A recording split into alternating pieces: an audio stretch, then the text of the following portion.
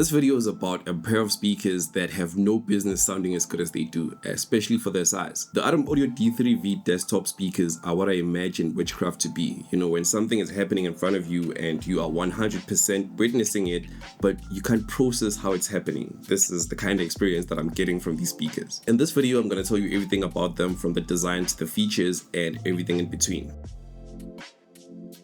I've said this many times now, unboxing any product is hardly a surprise. You get a couple of cables. It's the power, the USB-C, which I'm going to explain later what it does, and the data cable, which sends both power and sound from the active speaker to the passive one. And of course you get the speakers, and what's really nice here is that they've included some stands that you can use to make the speakers face you when they're placed on your desk. And by the way, you can find these speakers or any other speaker that you see in this video in the link below the like button.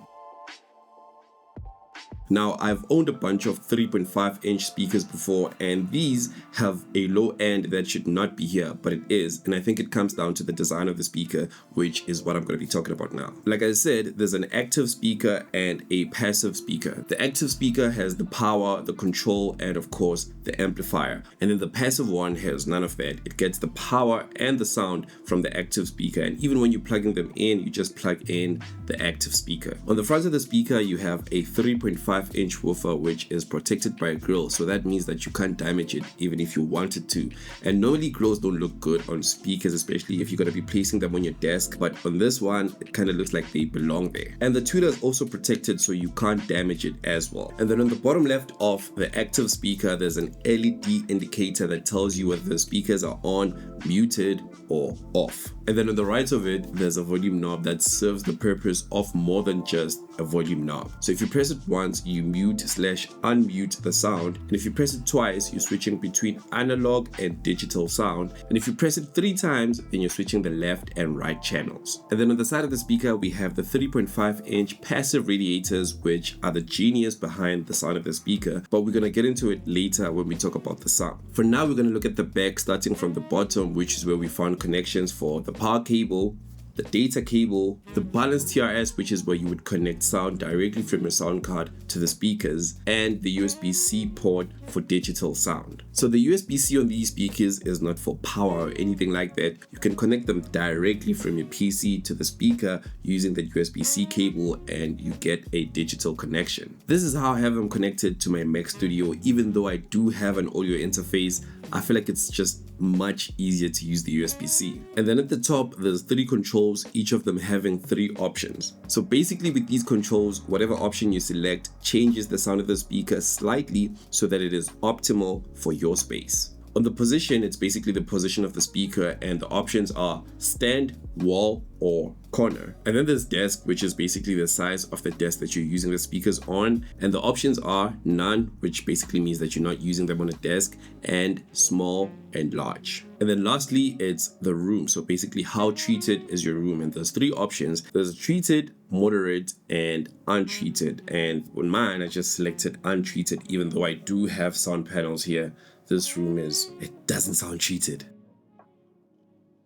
Now, with 3-inch speakers, there's sort of a ceiling to how loud they can be. This is true for all companies, and it's especially true for the low end. The bass that you get from small speakers is not going to be the same as the bass from a 5-inch, 7-inch, or even 8-inch speaker. That's just the way it is, but what Adam Audio has done with these speakers completely disregards that ceiling, because the bass is there and it's not distorting or anything. It's just present and it's crisp and it's just there. And I think it comes down to the design of these speakers, because they have 3.5-inch woofers each, but technically each speaker has 3 of those. The thing is, the 3.5-inch radiators on the sides don't produce any sound, but they kind of like amplify it. Please allow me to explain. So basically, normal speakers usually have a bass port either on the front or the back of the speaker, and this is where some air is released when the speaker is playing any sound. But here on these speakers, there are no bass ports whatsoever. In fact, it's a tight seal. It's so tight, in fact, that if you push one of the radiators using your finger,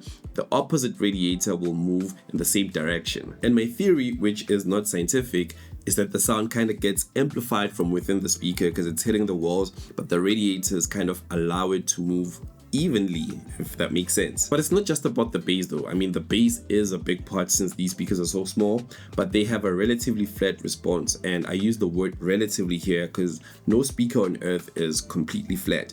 But what that means is that you technically can use them for music production, even though that's not what they market it for. And even though you can use them for music production and mixing, they would not be my first recommendation if that's what you want to use them for. For that, I would recommend the D3Vs, which I have on this desk here. But if you're creating content and mixing your vocals on that and sound designing, these are so perfect for that. These are the speakers that I use on my main desk for everything, including making music, because of the size of my desk. It's so tiny. But I do have bigger speakers on this desk that I use for DJing and referencing any track that I make on those speakers. Honestly, I love these speakers, and when I make a video about a product, I usually try and make a list of cons that everyone should be aware of before they buy them.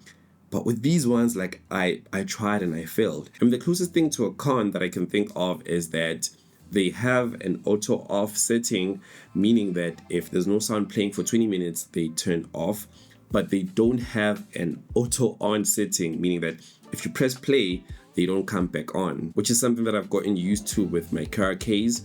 But other than that, it's like, honestly, perfect for me. And based on the things that I've shared about them, you can come to your own conclusion. Anyway, the link will be in the description, and thank you for watching. I'll catch you on the next one. Peace.